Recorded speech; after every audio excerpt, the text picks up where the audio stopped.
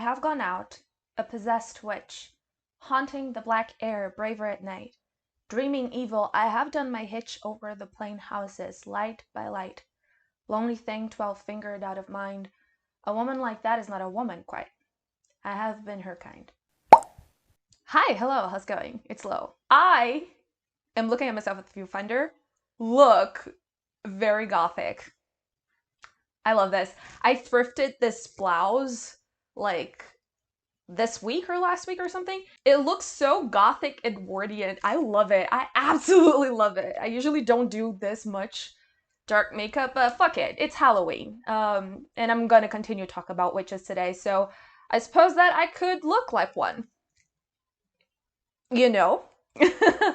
If you're just arriving here, hello, my name is Lou. I have been looking at witches for the month of October because I want to. We've gone through a lot of different arguments and different histories and different perspectives on witchcraft on the previous videos. So if you feel called to, or if you somehow feel confused by the arguments that I will raise on this video, feel free to check them out. They will be linked in the description below. But to make a 2-hour-long story very short, here's a little recap. First thing, women as an identity is different of women as a category of analysis. What this means is that women as an identity is an identity that people have.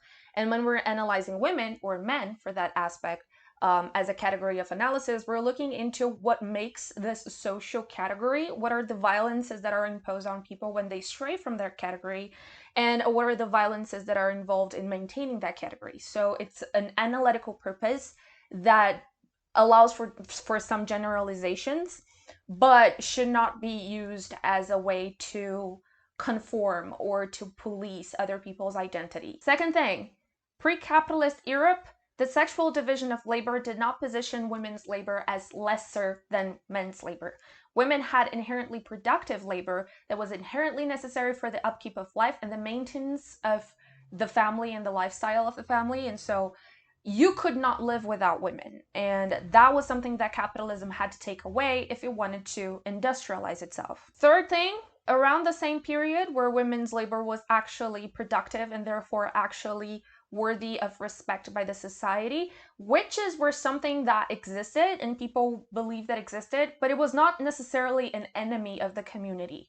It was a fact of life. Like, you have thunderstorms, you have rain, you have witches. That's it. And you have to work to appease them.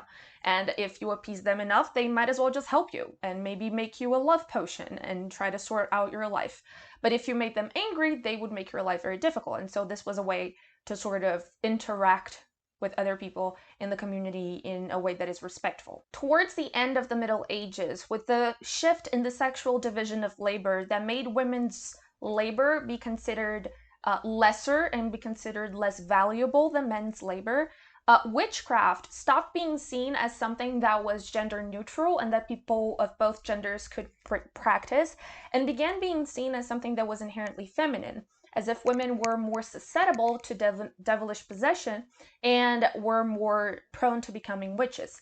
A perception that was completely helped by the publication of a book called the Maleus Maleficarum, or The Hammer of the Witches, towards the tail end of the 15th century. Fifth thing is that the idea that women are more susceptible to devilish possession was actually the basis for the idea that women were less rational than men. 6, as capitalism decided that it needed the control over the reproductive body in order to control the yield of the labor force, the woman who did not yield her reproductive power to the system and did not work as the system wanted her to work was invariably punished by the system. Number 7, being a witch at that point stopped being seen as a fact of life and some sort of folk belief and began being seen as being an enemy of the state.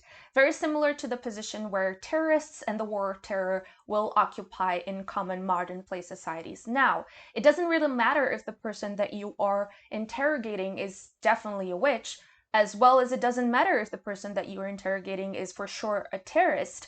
The idea that those things exist and they are real and they are the enemies within and they needed to be weeded out sort of began with the period of witch burnings and was developed further on with the formation and the continuation of the modern state. Number 8, This makes it so that the witch hunts were not necessarily just a moment of mass collective hysteria, but a moment of state-sponsored terror that was, who had the purpose to terrify women into the submission of the reproductive force. Number 9, this is further confirmed by the fact that witch burns took place mainly between the years of 1560 and 1630, a time where we were already during the scientific revolution, during the Renaissance, and with by all means, the Middle Ages had already ended. Finally, what we consider from all of this exposition is that witch burnings were not the dying breath of a superstitious and backwards Middle Ages, but rather the first foundational step towards the construction of capitalism. Capitalism needs the control of the labor force because it needs to control the amount of labor that is available for being exploited. And the way that you do this is by making sure that the reproductive body is not able to control the way that it reproduces, that it has no access to contraceptives, and that it has no access to abortions, but rather produces the labor at the rate that is required by the capital. And so witch burnings become a point of inflection in the construction of gender as we know it in society today, because it is what starts to dictate the ways in which women's and the reproductive body as a whole is policed and maintained by the state. So in summary, witch hunts are a big fucking deal. All of this I explained for the past 2 weeks, and I did a little summary now to explain and try to understand what's the role of witches and witchcraft in modern society. But I have to come clean. I subjected you guys to 2-hour-long videos talking about witches and discussing witches just so I can come to this point and explain why I am so aggravated by people making fun of the quote, "We're the daughters of the witches who couldn't burn." I mean, we is a lot of people. I am just interested in the political potential for witches and witchcraft as a form of praxis and a form of action and political action. And I just decided to make everyone else miserable with me along the way. So there are 3 ways in which I see this critique on the quote, yes, but also on witches and witchcraft being positioned. And going from the most relevant and the most interesting to be discussed to the most asinine, moronic take I had the misfortune of reading. The first is a decolonial perspective. I see this a lot on Latam spaces. People in Latin America make fun of it a lot in that regard. But it sort of comes from the idea, and I see a lot of feminist criticism on this, that if we're focusing on witch hunts in Europe, it's sort of like we are concerned with aspects of gender and gender living that concern the global north and not necessarily our lives. And so if we focus on this figure that was reclaimed by white feminists in Europe, especially after the 70s, we're sort of focusing on the aspects of feminism that will speak to the women in the global north, which is understandable because we're always talking about how white feminism sort of centralizes the issues and sort of commands the ways in which we will discuss feminism and we'll discuss feminist issues. And so this is a very valid critique to make. The second critique is sort of that witchcraft became some sort of aesthetic. So it's not necessarily a belief that people have, but it's more of an aesthetic and mainly a way to make profit, something that ends up invading a lot of closed practices of people of color, especially of indigenous people, which causes a lot of harm. And finally, the last critique that I've seen is a lot of dude bros, especially from the left, saying that witchcraft is stupid and you are stupid for believing in witchcraft because witches. So these are the 3 takes that we're going to discuss today.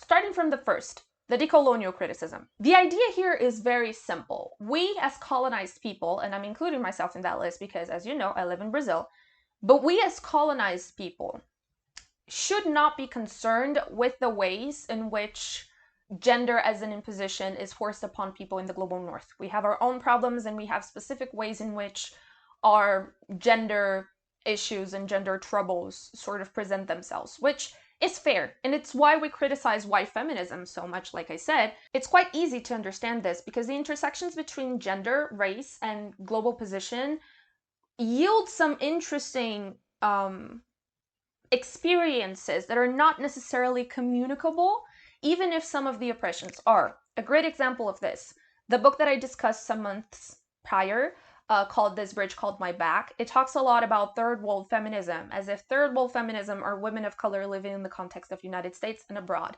And I discuss how much I don't like this because it centers the experiences of women in the global north and makes it so that those experiences are equivalent to experiences of women in the global south. And then those women in the global north feel like they are justified and they are in the position to speak for us in the south, which is definitely not the case. We can share some marginalizations, but the way that this happens and works in our lives is different by sheer virtue of where we live. So the issues of a woman who looks like me in the United States are one, and my issues looking like this in Brazil are other. And they might communicate, but they're not the same. And so the fear of decolonial feminists, whenever we're centering our analysis on the figure of a witch, is more in the sense of, if we center this analysis on this figure, won't we be sort of helping in the deconstruction of something that will oppress us in return? Won't we be centering our analysis in something that is not necessarily an important or a relevant tool for purposes? The idea is that we should sort of have our own things to reclaim. We understand why feminists in Europe and feminists in the United States might want to reclaim the figure of the witch, but we do have more figures to reclaim, and maybe we should focus on that. That's a very valid argument, and I heard it a lot when I was writing my thesis, because I do mention this construction of gender within the context of the European witch hunts, but I would like to offer an opposing argument. See, here's the thing. Silvia Federici, in Caliban and the Witch, argues that the techniques of control and witch burnings and witch hunts in Europe were actually transported and imposed on the colonies. The idea is that those practices had to do in the colonies exactly what they did in Europe. They had to break the communal spirit and make sure that the reproductive body was put in the service of the capital. So what this means is that the practice of indigenous communities, but also the practices of enslaved people brought over, especially to the Americas, were consistently demonized. Most importantly, and I feel like this is extremely relevant, both the enslaving of Africans and the genocide of indigenous population was sort of held this argument, let's put it that way, of these being people who were doing satanic practices, and it was the will of God that those people would be eradicated. And so not only the persecution and enslavement of African people, but also the genocide and the persecution of indigenous people in the Americas was founded on the same reason why both the heretics and witches were hunted. They were satanic, they did satanic cults, they were killing children, they were cannibals, they were savages, they had to be eradicated. And the reason why they had to be eradicated was because God wills it, but also because those were people who were in the way of their extraction and their appropriation of the local nature of the colonies, which means that they were enemies of the colonial state. Therefore, they had to be eradicated. I saw this TikTok once, and I don't remember who did it, and I don't remember, I didn't save it. So if you know what I'm talking about, who I'm talking about, please send me in the comments. But it was this person who was saying the reason why some white people are so obsessed with close practices of ethnic minorities and indigenous practices is because the first people that the colonizers colonized was themselves. And if you look at the history of witch hunt, that's definitely what happened. You have a violent process of primitive accumulation, forcible land expropriation, a system of division between people. You have the witch hunts. You sort of create animosity in between families. You make this part of the society that held some sort of folk knowledge and some sort of ways of resisting this upcoming system completely silenced and made fearful. So you sort of have an erasure of the actual folk practices of those local populations. And what you do is that you take this technique, which worked really well in Europe, to sort of destroy any shred of thinking that could oppose this emerging capitalist state, and you transpose it to the colonies to do the same thing. And they were really successful. And the idea that the indigenous people of a country were cannibals and savages and were doing satanic shit was extremely useful to get justification to certain acts of terror. Example, there was this bishop in Brazil called Bishop Sardinha. Sardinha in Portuguese means sardine. this is irrelevant information. Bispo Sardinha was sent over to Brazil because the Bishop of Portugal, the Pope, whatever, was worried about what was happening in Brazil. So Brazil wasn't necessarily colonized the same way as the United States. It wasn't a settler colony, it was an exploitation colony. And so people came here to sort of explore the land and then go home. And so there was a lot of freedom being taken with the Portuguese that arrived and the native indigenous population in Brazil. And by freedom, I mean sexual assault. His concern, by the way, was not with the indigenous women at all, but his concern was with the good Christian that was going to be led astray by those satanic beliefs of the indigenous people. Sounds familiar. So everything was going pretty well until he decided to sail back to Portugal, and his ship wrecked. And so he managed to swim to the coast, and he found himself in the territory of the indigenous people called Caeté. Now, the Caeté had been fighting with the Portuguese colonizers for a while, and they had ritual cannibalism. So the idea was that if they consumed the enemy, they would learn its strengths, and they would be able to fight it better.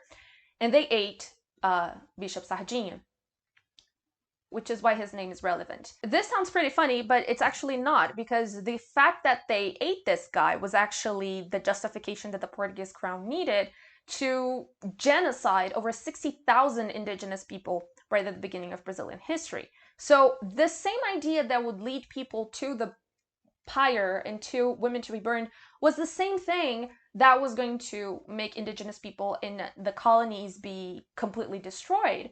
It was the same reasoning. There is an enemy within. This is the enemy that is in the way of my fruition of this place. Not only that, he's doing anti-God things, and we cannot allow this to be. And so the reasoning is very similar.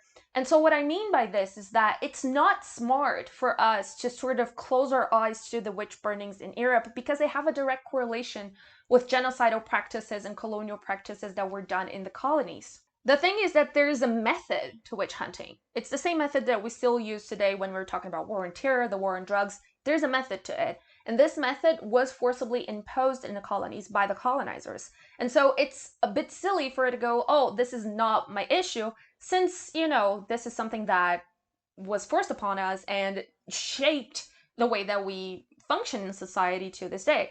So I think that paying attention to witch hunts and thinking about witch hunts and theorizing witch hunts is an extremely powerful way to understand how this process was done on the colonies and on us. Because, like, this same process happens to this fucking day. Like, example, I can't go out telling just about anyone about my religion.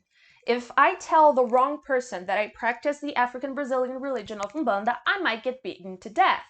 I wish that I was exaggerating. I am not. A lot of people are beaten and lynched, and a lot of the temples are desecrated. Like, we have one temple desecrated a week in Brazil. That's the level of religious intolerance that my religion experiences here, because it is associated with the devil, because those practices are considered devilish, especially by neo-Pentecostal and evangelical people who draw a lot of examples from the United States. So thank you again for another hookup. So those beliefs that are beliefs of the colonized, that sort of announce a different way from engaging with the world that is not the capitalist way of engaging with the world, as in exploiting the shit out of it, sort of becomes a threat and becomes an enemy of the state. And this is why you have the constant criminalization of those religions and movements and beliefs. The techniques of control that were developed during the witch hunts were not only brought here, but they are also responsible for the construction of the idea of gender that was imposed on us. So it's a bit foolish of us to imagine that the way that gender is lived by the colonizer doesn't necessarily have an impact on the colonized. And so if we just don't study the ways in which this gender idea of the colonizer came together, we'll be losing a lot of information that would be important for us to deconstruct how this gender was forced upon us today. So if we disregard witches and witch hunts, my interpretation, in my opinion, is that we're not only disregarding an extremely important aspect of the formation of gender of the colonizer that was first actually later imposed on us, but we're also erasing the ways in which the indigenous and enslaved communities in the colonies actually managed to resist this sort of witch hunts and this persecution of their beliefs.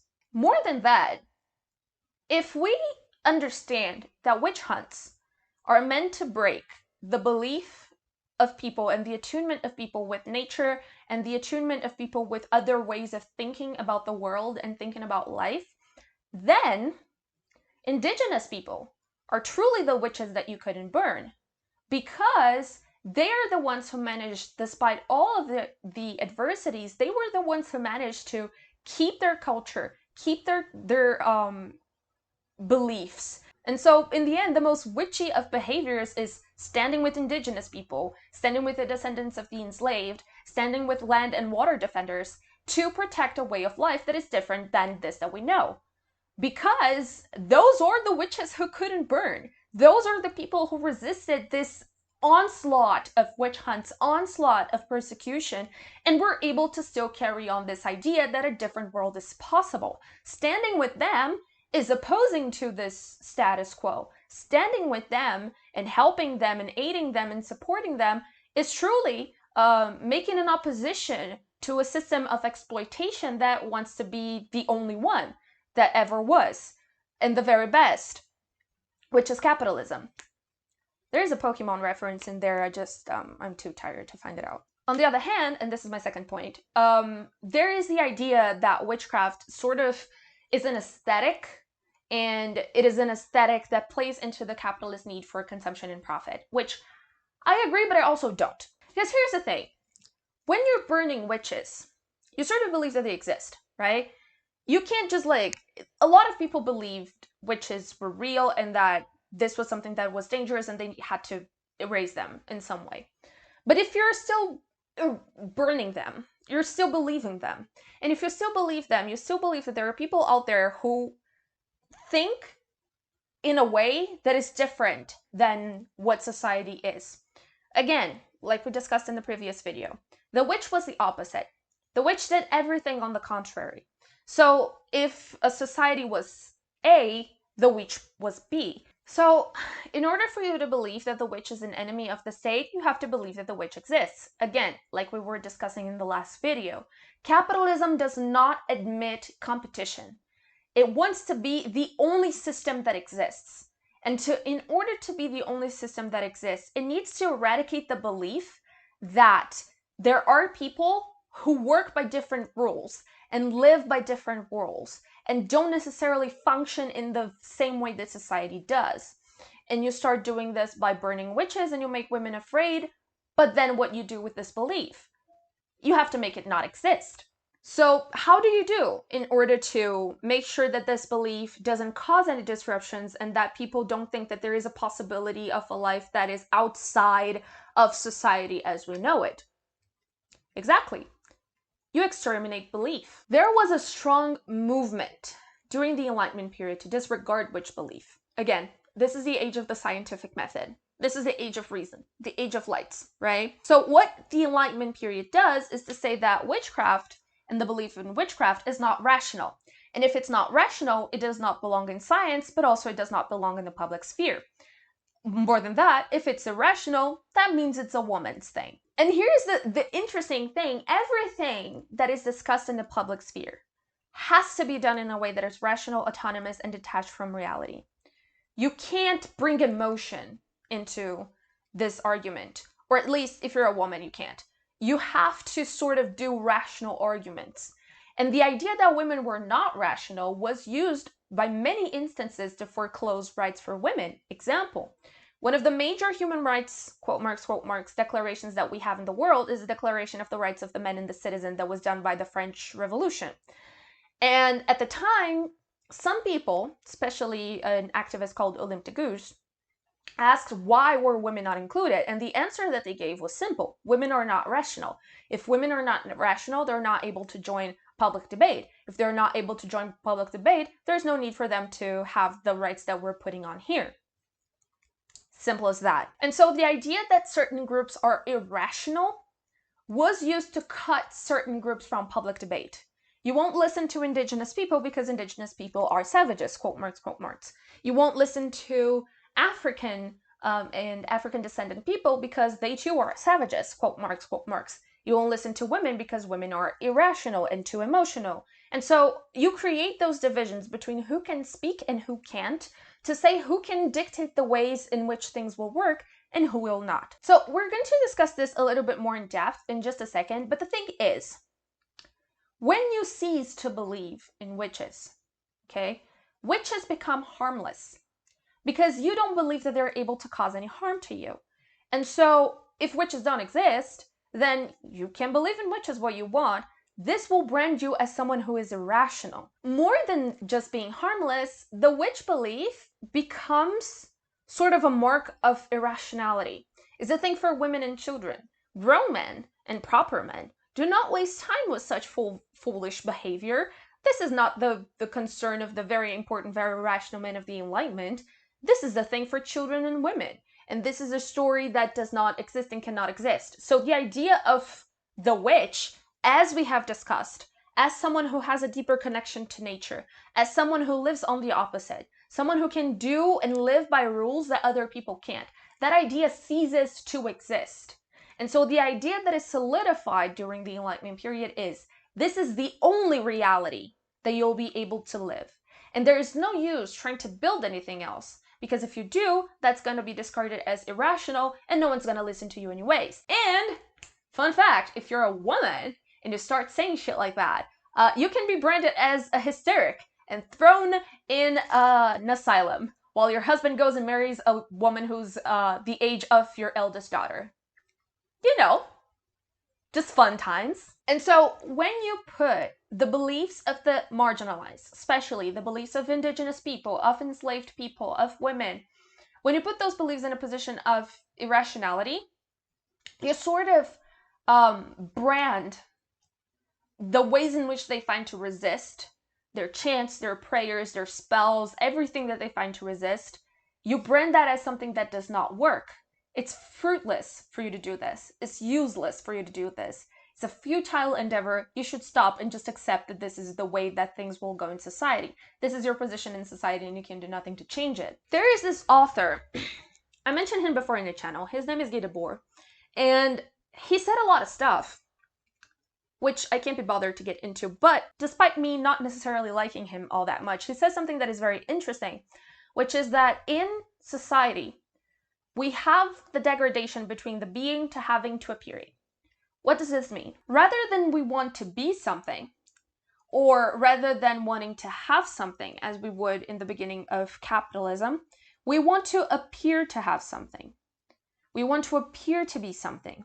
And we want to appear to exist as someone who is not necessarily who we are. A lot of people use this sort of conception of him in this book called Society of the Spectacle as a sort of critique on social media and Instagram. That's definitely really not it. What he argues is that the reason why we live in a society in which we always want to appear to be something is because we are forbidden by capitalism to enjoy any part of life that is not mediated by the use of capital. So what he argues in this book is that the reason why we live our lives sort of wanting to appear to be or to exist or to have things is because capitalism has separated us from genuine experiences in life. We can only experience the world through the mediation of capital. And so everything that we want to do, even if we want to go to nature, we will have the mediation of capital, stopping us from having a genuine connection with that thing. And so we live our lives in the spectacle. What this means is that we live in a life in a mediated experience by the capital, which makes us not really be able to be anything. So we live our lives mediated by capital, which makes it not only, it's not that we don't want to be things, is that it is literally impossible for us to be anything because the capital will mediate every single one of our experiences. Ah, agora você vem aqui.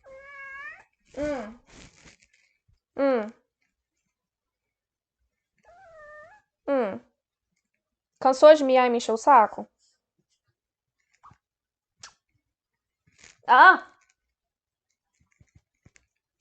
Ah! Você quer subir aqui? Você pode subir aqui se você quiser. Aqui, ó. Fica aí.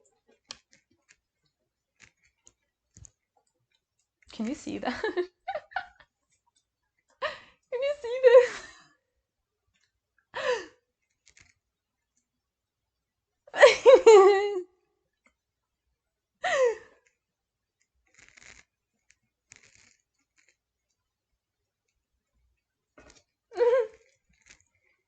Anyway.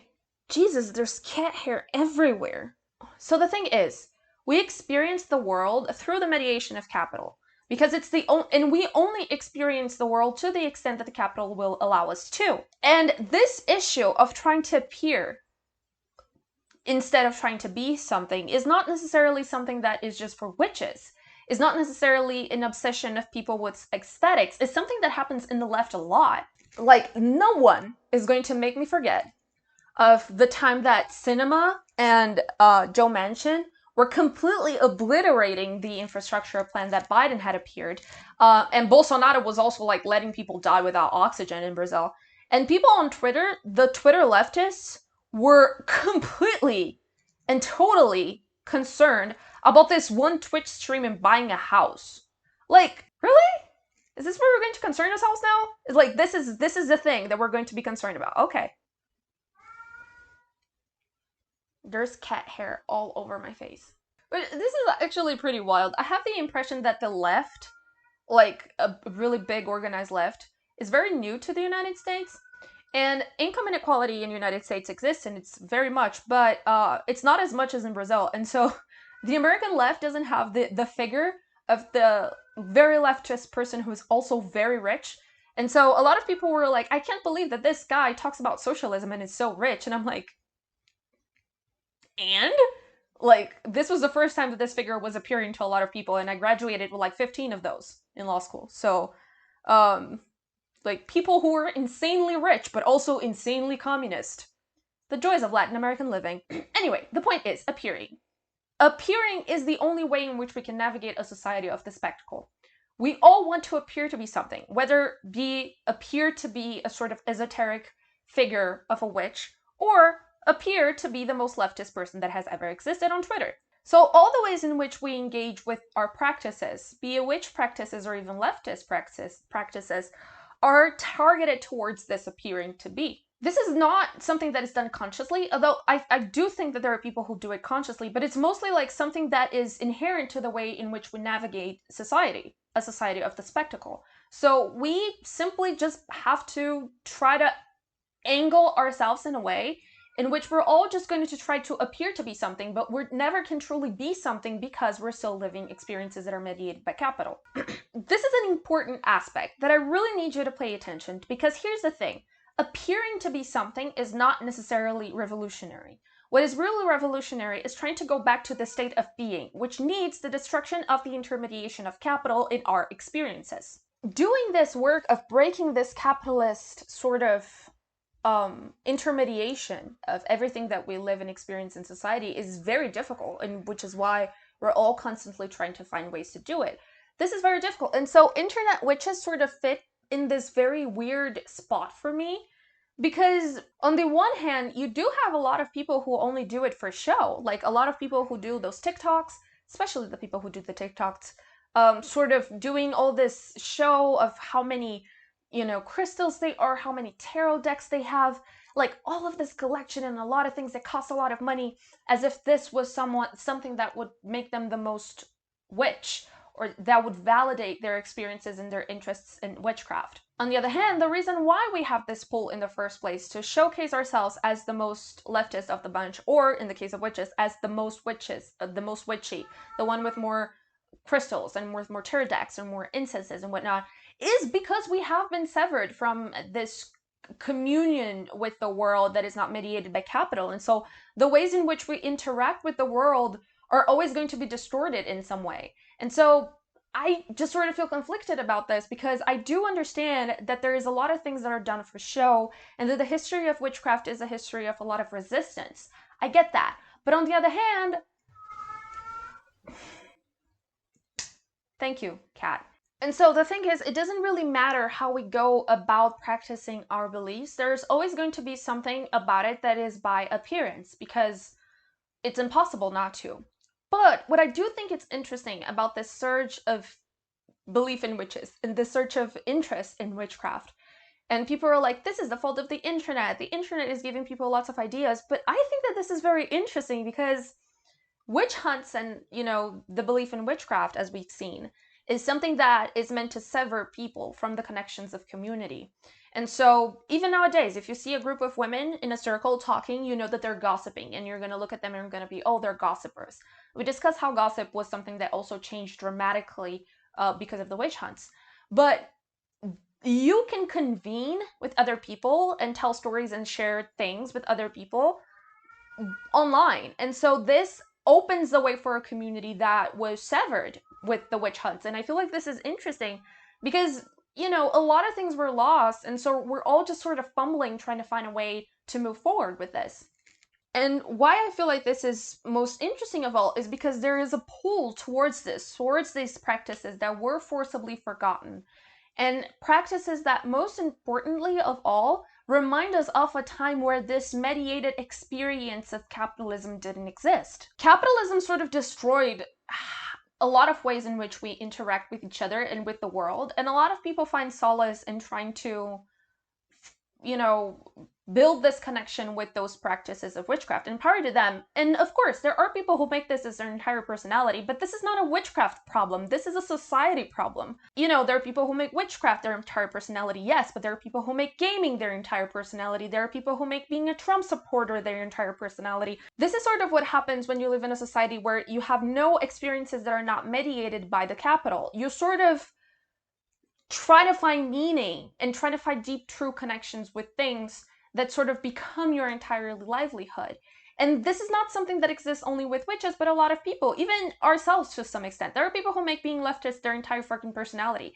And God knows that at a certain very annoying point of my life, I was one of them. So this is sort of like an interesting double-edged sword of becoming the daughters of the witches who couldn't burn. Because we don't carry the stigma of being our mothers, but at the same time, we are always tethering on that edge of, if I go too far off the deep end, this is something that is also going to happen to me.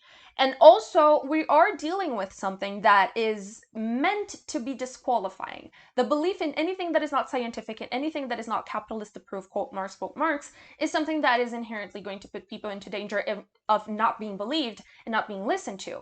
When you're a woman, that's sort of the risk of existing anyways. So maybe this is why women are so drawn to this. And so I think that the critique here is not necessarily like, oh, TikTok witches and stuff, even though like I really want TikTok witches to cut it with the lost spells. Like, please God, stop it. The thing is that we should ask ourselves, how come witchcraft became so sanitized that the belief in witchcraft is not disruptive as much as it is like a funny little quirk that people do have, and something that is used to put people in this place of marginalization. Like the very few tools that the marginalized have to feel better about the world that they live in is always the source of ridicule. And another thing is like, how can we make belief in witches as disruptive as it once were? Because I feel like this is where the revolutionary potential of this lies. If the witch in the Middle Ages was, in the beginning of the modern age, was something that was the opposite of this society, what are the ways in which we can articulate our practice that managed to bring us back to this moment where this mediated experience wasn't as strong, and where we could actually have this communion with nature and oppose to this incipient system that was being birthed at the time? And, you know, it's not all witchcraft that is revolutionary at all. There is a lot of effort and a lot of things that are done to make it watered down and palatable and whatnot, but I feel like it's necessary for us to develop a witchcraft as a way to sort of bridge that separation that we have from the world and the experiences that we have with the world. And I feel like this would be an interesting way to articulate witchcraft as a sort of political statement, like understanding that the witch is the opposite. And it's the opposite of what society is. It wants the opposite of what society wants. If the witch is that, what is it that the witch wants? And how can I go about doing it and articulate myself politically in that regard? So I feel like this opens a very interesting arena of discussion of, if we think of the opposite of society, what is the type of society that I would like to build and that I would represent as a witch in that regard? And this is something that is extremely powerful. And I feel like this would be an area of intense leftist and feminist discourse. If it wasn't for my third point, men, especially, I want to talk shit on leftist men. Because here's the thing, whenever someone, and especially a non-man, says something about witchcraft and witch belief and supernatural belief and stuff, there is always one man who comes to everyone's comments unapproved and unannounced and uninvited, and it's like, this is not real. witches are not real. This doesn't exist. You're all stupid. This is not a thing. And on the same breath, they will also talk about cryptocurrency, which is definitely a thing and definitely something that will improve everybody's lives and definitely exists. With the added bonus of fucking up the environment, because, you know, we didn't need help with that. And also, this is a very interesting take to me, because if you know anything about the history of science, you know how often science was used to uphold the status quo. Like, you know how often science produced theories about race and theories about racial inferiority that were used to enslave and to discriminate against people. You know how often science used people against their own wills, how much science was a tool of control by the upper classes with the workhouses and the asylums and all of that. So there are many instances in which science actually, more than being an accurate way to describe the world, became a way to control the world, really. And so if you know a little bit about science, you know that this is a thing. And so this blind faith on science, especially coming from leftist people, is very weird to me. Because even more so if you're a leftist, because here's the thing, if you're a leftist, you are aware that many things in society were created to ensure capitalist perpetuation. The law, the state, yes, all of that, but also science. This is not a critique that I'm like pulling out of my ass. This is something that a lot of decolonial thinkers have been discussing for a very long time, which is when you only accept science and knowledge that is produced by rational people in detached contexts, you are erasing a whole lot of folk and traditional practices that are sort of gate-kept. Is this a word? What you're doing is you're sort of gatekeeping what knowledge can be considered valid and what knowledge cannot be considered valid. And this is a tool of colonialism, and this is a tool of imperialism, and this is a tool of white supremacy. When you decide that certain knowledge and certain way of producing knowledge isn't valid. Science, as it exists today, exists to maintain a single way of knowing. So knowledge is possible and valid if it goes through X, Y, and Z, usually ways that are foreclosed to the marginalized, and praxis is possible only if it goes through X, Y, and Z, the majority of which are also impossible for the marginalized to sort of achieve those aspects. So what this does actually is whenever you're a leftist person and you're like, this has to depart only from science, what you're doing is reifying the very ways that create oppression in the first place. Because this method that you're so attached to was created in order to enforce this separation and capitalist domain over life. If we insist on a single scientific method, and I'm not saying that we should be here talking about pseudoscience and stuff, what I'm saying is we should be able to respect other ways of producing knowledge, especially traditional knowledge, especially indigenous knowledge, because they are very valid in and out of itself, even when they don't have the backing of a specific system of knowing that exists solely to gatekeep people who might threaten the status quo. So when you, leftist dude, turn to people who are trying to develop new ways of thinking about the world and interacting with the world and say, y'all are stupid, what you're doing is reifying systems of oppression that create and maintain capitalism in the first place. So you're being counterproductive. More importantly, you're being what Paulo Freire calls in the Pedagogy of the Oppressed as a leftist reactionary. The leftist reactionary believes that there is only a single possible future, and this future has to be achieved by the ways that he believes are the most proper and the most correct to achieve that one specific future that he thinks is the right thing. On the other hand, a true progressive person would understand that a new future and different ways of interacting with the world and a possible utopia can only be built with the help of the oppressed. And this means respecting the belief of the oppressed. If you don't respect that the oppressed are able to produce knowledge, then you're simply reifying the ways in which the oppressed are kept in the situation of marginalization. And most times, knowledge that the oppressed produce is subsequently validated, quote marks, by that same science, erasing the original possessors of that knowledge and just creating ways in which those people are being kept from sharing in the profit or doing any sort of impact in the world based on the traditional knowledge that they do have. So the knowledge that the oppressed produce is incredibly relevant. And by saying that it isn't, and by disrespecting that knowledge that sometimes is simply trying to be brought together by people who are trying to overlook those layers of forced forgetfulness, When you do that, what you're doing is simply reifying those systems of oppression. If we want to truly construct a world that is progressive, we need to work together with the oppressed and respect their beliefs, even witchcraft, right? Even the crystals, okay? We need to respect that in order to be able to create a world where people will be participant on the production of science and not being kept out of it.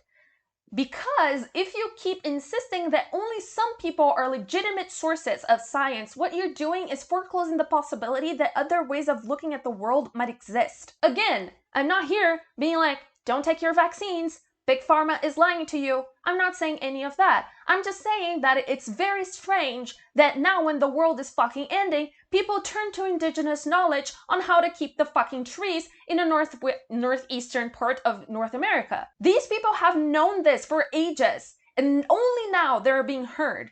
Only now their knowledge is considered valid. How many things that would be life-changing aren't we losing and leaving behind because we're so prejudiced against ways of knowing that are not validated by a capitalist institution, which is the scientific method? When you're like, this is not scientific, it can't be, you're reifying a lot of violence. And in fact, you're not allowing a lot of people to do valid critique on the ways in which science works, and which science will exist, and in the ways that science will be produced. Which means that you're not accepting a criticism that would help science curb the oppression that is structural in the way that it produces knowledge. I get aggravated when I think about that. I had to write like 40 pages on my thesis just talking about my methodology and my epistemology because I was like, sure that everybody would disregard what I had to say if I didn't explain like all the steps towards the methodology that I approached. And as a feminist, that is terrible to do. So anyway, here's the thing. I am aggravated. And this leads me to my final point. Leftist men don't say this shit to you because they're willing to engage in debate with you. Because they want to debate with you. They want to hear it. They don't do that. Leftist men say this shit to you, especially when they come unprovoked, because they want to aggravate you. Leftist men, especially if they're cisgender and heterosexual, and especially if they're white, really want to belittle the marginalized. And it doesn't matter if they're doing by microaggressions or if they're just being downright an asshole. What happens is that they're always trying to find ways to belittle you. And one of the main ways to belittle people is to say that what they believe in and what they're saying isn't valid and should be listened to. When you brand people as irrational, that means that you, who are calling out the irrationality of the thing, is the rational one. It makes you feel superior. If the rational discourse is the only one who is going to be discussed in the public sphere, then the rational person is the person who is going to be listened to, and not you. So when they silence you, it means that they're superior. And it also means that they get to control the narrative. Because here's the thing. Men, as in the category of analysis, won a lot when women burned.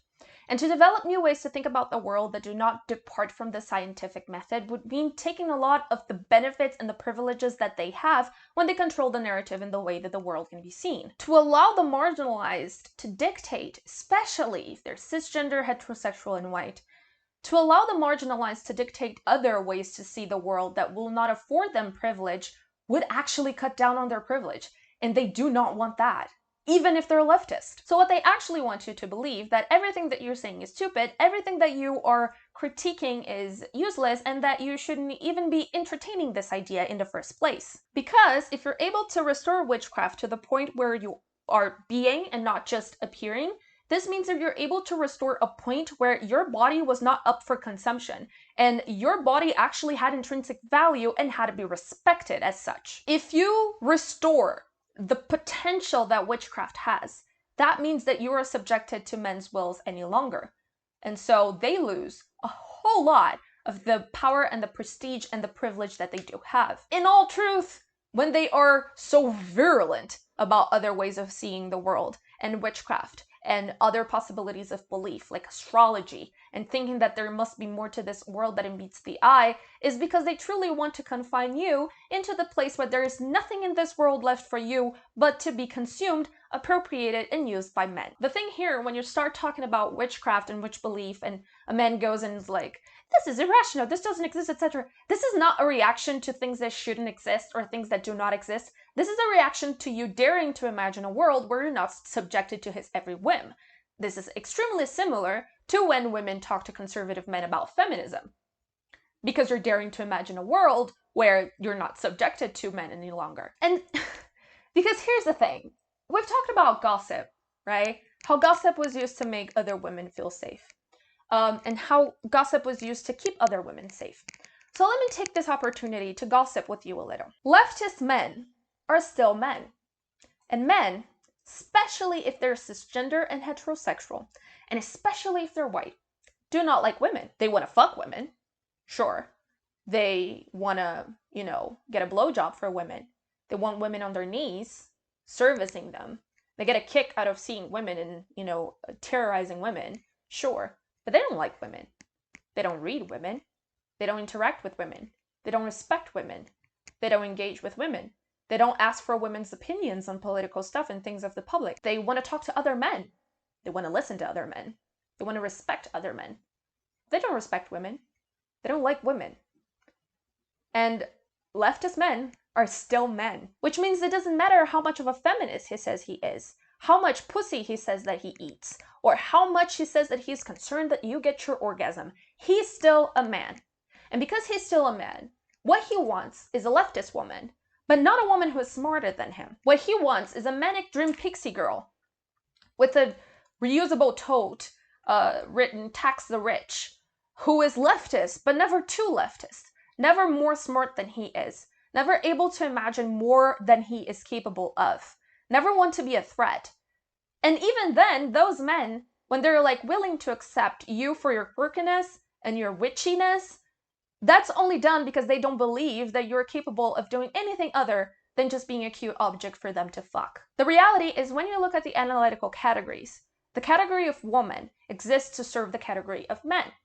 And when you start to stray from that category of woman, when you start believing that there is more to life than to serve the category of men, the ones who do fit the category of men start feeling very concerned about the fact that you start to exist for yourself and for no one else. So even if witchcraft is accepted to some level, it's always on the level of this is quirkiness or uniqueness that makes this girl hot enough for me to want to fuck her, but not enough for me to respect her. And it would be very easy to be witchy in that way, to sort of adopt the aesthetics of witchcraft and pretend that you truly are irrational and that you are dumb as fuck. And this man has to take care of you for the rest of your life. Because obviously, since you believe in those supernatural things, you can't be able to rule your own life and to make your own choices, right? Because there is a level of protection in playing dumb. I know that. I have played dumb many times in my life. But there is an aspect of witch belief, and I've talked a lot about it. I've talked a lot about witches and the theory behind it and how important it is. But the truth is, the reason why witches are so important, and the reason why I am so obsessed with them, and I feel like this is the reason why many people are also obsessed with them, is this. Have you ever felt rage?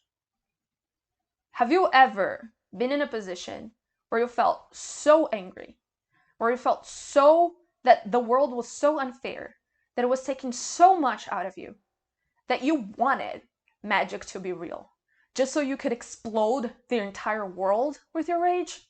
Have you ever been in a position where you wish that the world would beg your forgiveness for what it has done to you? Because if you do know that rage, if you do know that despair, that feeling like the world is out against you, you do know the obsession with witches. And you do know the importance of witch belief. Because here's the thing. Witches can be cute, just as women can be cute. All of that can happen.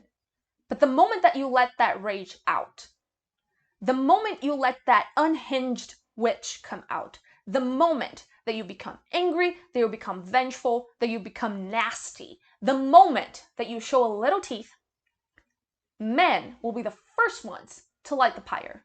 And make no mistake, Nowadays, pyres are still burning, and there are many ways for you to punish a witch. You can leak her nudes. You can rape her. You can spike her drink. You can gaslight her. You can abuse her. You can torture her psychologically. There's so many ways in which society will blame you for the violence that you are experiencing. Witches are still burning. Witches are burning when we are beaten, when we're raped, when we are sexually harassed, when we're silenced, when we're told to, shut up and be quiet, when we're belittled, when what we say is not taken seriously. All those ways are ways in which we as women keep burning. And just like every witch trial was a political trial, because it was a campaign of state terror, every femicide is a political murder. So this video is not for leftist men. This is not a video. I'm not here trying to convince anyone to believe me or to understand me or understand my points. This is not a video for them. I don't care. I'm past of an age or a time in my life that I should care. I simply don't. I don't want to talk to them. I don't want to, crawl on my knees and beg for crumbles of respect. I don't want to do this. This is not a video where I'm interested in engaging with what men and leftist men think or do not think about what I believe in. This video is not an invitation for them. This video is an invitation to you.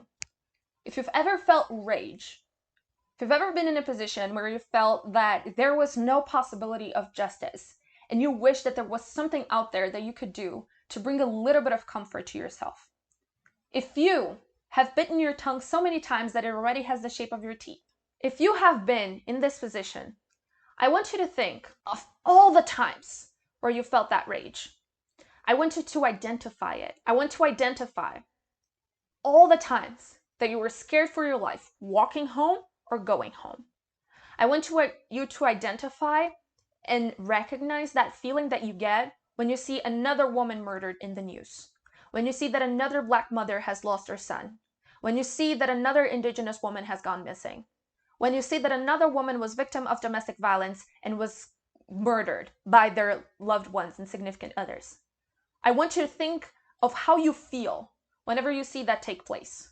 Whenever you hear of the violence that is enacted upon women in order to keep us in this gendered place. I want you to remember this, because that is your legacy. And when we say that we are the daughters of the witches who couldn't burn, that rage is what survived the pyre. That rage is your ancestry. It's about damn time that witches start flying in the world again. Because in the world of Anne Sexton, a woman like that is not ashamed to die. I have been her kind. Happy Halloween.